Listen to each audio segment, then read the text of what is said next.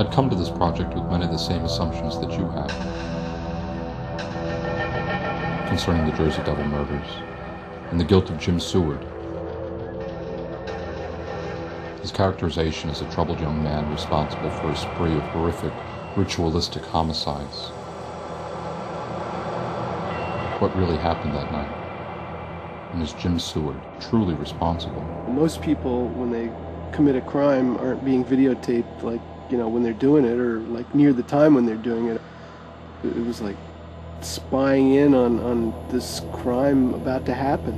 No one else had the opportunity to commit those murders except for Mr. Jim Seward.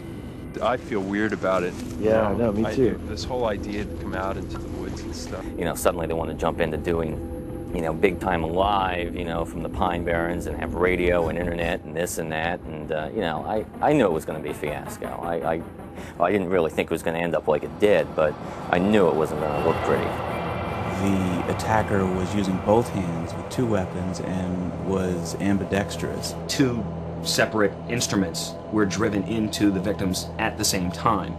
I think to anybody, if you found 47 pieces of a human being or human beings, it would be very disturbing.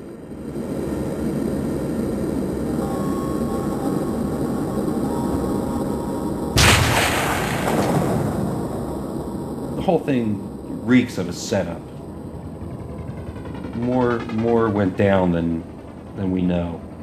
Jim's an innocent man, and this was not investigated in any way, shape, or form. The one thing about this with, this guy Jim, the case they built up against him, it was all circumstantial. They didn't have any actual evidence that he did this, but, he was the only one there. Also, if he's an innocent man, there's a killer on the loose.